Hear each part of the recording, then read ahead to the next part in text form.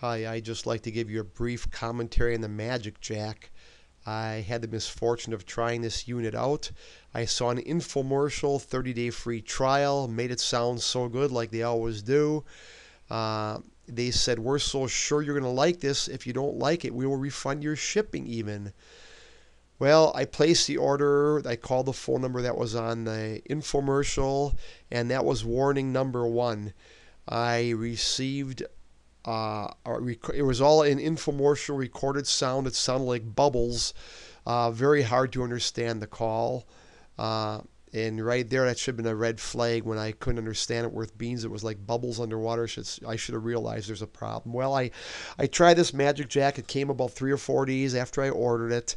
I had no paperwork came with it, so it's very difficult to. You get no order number, no order information. The Magic Jack itself has no numbers on it, so it's very difficult to return if you have a problem with no paperwork. So I had to work on that. The only support you can get is an online chat support. So I had to go online after numerous tries. I was able to get online to the chat department. Brent, who I'd spoken to, insisted I have to pay the return shipping. I do not get that refunded. So I asked for the level of tier 2 support. He got me a higher up person, and she realized that based on the infomercial, I would get my shipping money back also. All I had to do then is give them within 3 business days after the receipt that they would refund my shipping, I hope. So that was it when I got the Magic Jack. It's got some really neat features. You can make a phone call. You can, like, if you have a phone book, as you dial numbers, you get a phone book. And you can double click on one of the numbers. Here's a phone I've got in my house. I'm dialing it right now. The phone is ringing, which is kind of neat. But then I'll hit the end button because I don't want the call to continue. So if I hit end, the call terminates, which is kind of neat. And you can talk in a regular telephone, but there's a lot of blackout spots, a lot of drop spots. It sounds like a lot of skip spaces. It seems like you're talking underwater. It's typical internet telephone technology. Although you're talking in a regular telephone, you're speaking over the internet, and the quality has something to be desired.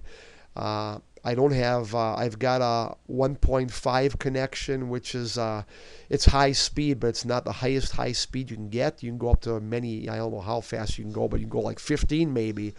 That might give you a better connection. But when I called the number in the infomercial, again, the recorded call that I had to give all my information to was very bubbly and very garbled. I should have known right there was a problem.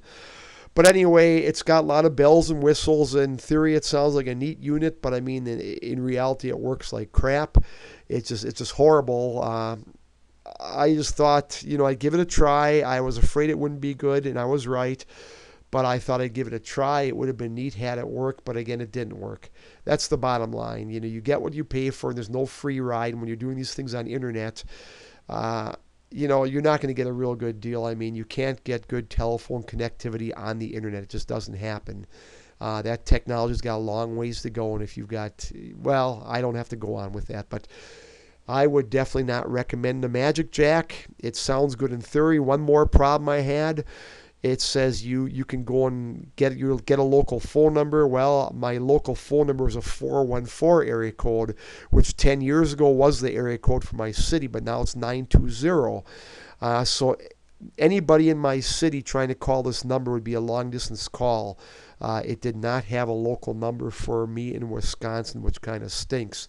So that's another downfall of Magic Jack. It couldn't even assign me a local number for my area code. So that's my commentary on the Magic Jack. Take it from there. I think it's a neat idea, neat technology. They got a really neat, little board here, but it's just not a good concept. It works crappy. The connectivity is crappy, and it's not a good deal in my opinion. If it doesn't work, why buy it?